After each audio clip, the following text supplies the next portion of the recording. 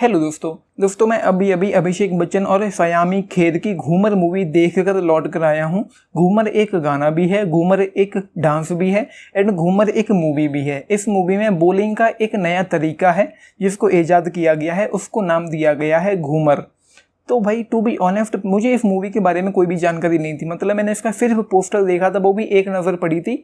Teaser trailer कुछ भी मैंने नहीं देखा था, कुछ भी मुझे पता नहीं था। तो काफ़ी मैं हिम्मत करके गया था इस मूवी को देखने के लिए। ऊपर से गदर और OMG 2 जैसी मूवी चलती हुई आ रही है, तो ये मूवी इस वक्त रिलीज होना मेरे हिसाब से एक गलत डिसीजन था कि इस आंधी में ये मूवी कहाँ जाएगी पता भी नहीं चलेगा, बॉल की तरह उड़ जाएगी। एंड कहीं ना कहीं ऐसा हो भी रहा है।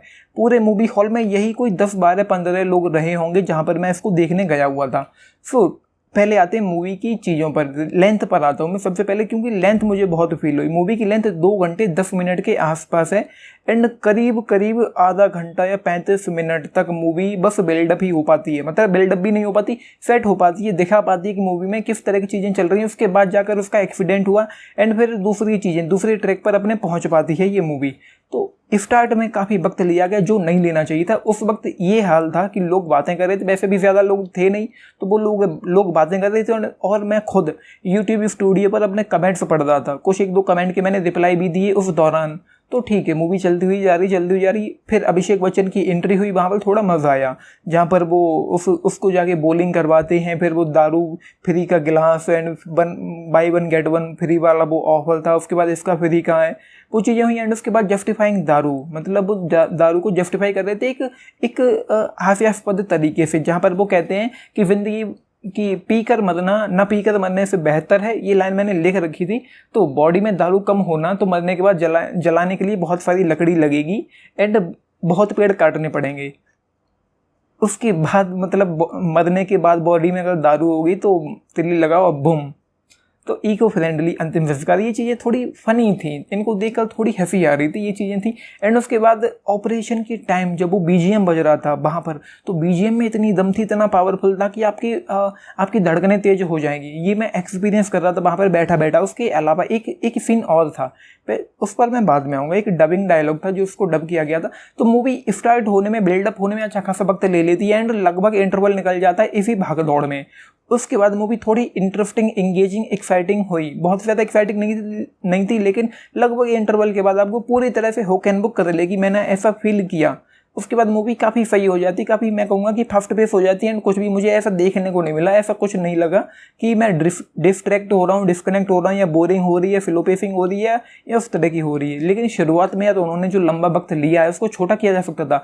ऐसा लग रहा है कि जैसे R बाल्की यही चाहते थे कि ये मूवी 2 घंटे 10 मिनट की बनकर निकले, जबकि इसको ईजिली 1.5 घंटे का भी बनाया जा सकता था, लेकिन नहीं किया गया। ऊपर से मूवी में कोई गाना भी नहीं है, बैकग्राउंड में 2 गाने सुनाई पड़े, लेकिन मूवी में कोई गाना नहीं है जिस पर टाइम वेस्ट किया जाए।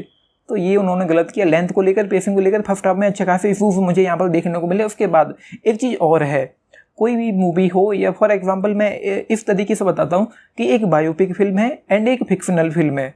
तो बायोपिक में जो चीज़ें होती हैं, जो आपको एक्सपीरियंस करवाती हैं, जो आपको फील करवाती हैं कि ये चीज़ जो मैं देख रहा हूँ, बायोपिक की मैं बात कर रहा हूँ कि बायोपिक अगर मैं किसी की देख रहा हूँ तो ये चीज़ उस बंदे ने रियल में फील करी होगी, वो इन सबसे गुजरा होगा। एंड ये फिल्म है, ये फिक्शनल है पूरी तरह से, तो इसका आपके दिमाग पर उस तरीके से प्रभाव नहीं पड़ेगा कि ये किसी के साथ हुआ है, किसी ने ये सब झेला है। तो उसके लिए आपको ज़्यादा फील होता है बायोपिक वाली केस में। लेकिन यहाँ पर तो सब कुछ फिक्शनल है, तो आपको उतनी डेप्थ में जाकर आप फील नहीं कर पाओगे चीज़ें यहाँ पर, क्योंकि जो भी हो रहा है वो फिक्शनल है। तो उतना मज़ा यहाँ पर नहीं आया। एंड यहाँ पर मुझे एक मूवी की याद आई इसको देखते हुए। सूरमा की कोई बात कर रहा था पीछे, तो उसने सूरमा का नाम लिया था, तो मुझे भी याद है कि सूरमा की दिलजीत दोसांझ और तापसी पन्नू वाली वो फिल्म थी, वहाँ पर भी चीज़ें कुछ ऐसी थी। दिलजीत दोसांझ उसमें घायल हो जाता है, फिर वो रिकवर करता है, फिर वो अपने आप को सही करता है।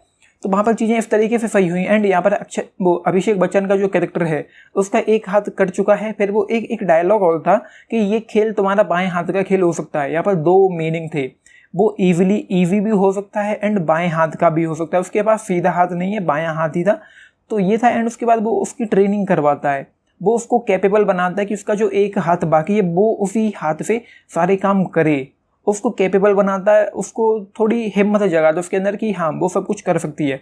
तो एक डायलॉग था इस दौरान जब वो उसकी ट्रेनिंग करवा रहे थे, जिंदगी भर सिर्फ एक ही चीज़ साफ करने वाला तुम्हारा ये बायां हाथ अचानक जाके बॉलिंग करने लग जाएगा। ये डायलॉग मूवी हॉल में सुनाई पड़ा, लेकिन जबकि जो असली डायलॉग था वो कुछ यूँ था कि जिंदगी भर सिर्फ पिछवाड़ा साफ करने वाला तुम्हारा ये बायां हाथ।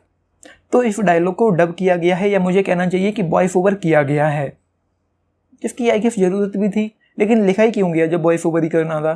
तो ये है बाकी लगभग इंटरवल के बाद की मूवी और लास्ट का जो आधा घंटा था जब वो मैच हुआ सॉरी, तो वो आपको कहीं ना कहीं पूरी तरह से बांध कर रखेगा इस दौरान। एंड मूवी में टू बी ऑनेस्ट सिर्फ एक या दो मूवमेंट ऐसे थे जब लिटरली गूफ बम्स आते हैं, जब वो घूमर स्टाइल में अपनी बॉलिंग करती है, जब स्क्रीन पर घूमर दिखाई पड़ता है, घूमर लिख कर आता है एंड सब लोग घूमने लगे थे ऑडियंस इसके बीच में, तो ये स्टेडियम में, तो ये सारी चीज़ें थी। एंड उसके बाद एक और मोमेंट था जब बहुत ज़्यादा गूसबम्स आए मुझे। तो ये बस है मूवी में, मतलब कुछ भी उतना ग्रेट नहीं है टू बी ऑनेस्ट यार, उतना बहुत तगड़ा कुछ भी नहीं है, ना कॉन्सेप्ट, ना राइटिंग, ना स्क्रीन प्ले, ना दूसरी चीज़ें। सो ये है भाई टू बी ऑनेस्ट यार, अब टू मार्क नहीं है, और अच्छी हो सकती थी, लेकिन अगर ये फिक्शनल है तो उस लेवल का आपको फील नहीं करवा पाएगी। आप एक बार सूरमा देखना है, या फिर इसको पहले देखो, या सूरमा पहले देखो, कोई सी भी मूवी पहले देखो एंड दूसरी मूवी दूसरी देखना, घूमर देख लो और सूरमा देख लो, जो आपका मन करे पहले वो देख लो फिर दूसरी देख लो, तो आप फील करेंगे कि वहाँ पर चीज़ें अलग तरीके से हुई, अच्छी हुई, और मज़ा आता है, और मोमेंट थे वहाँ पर।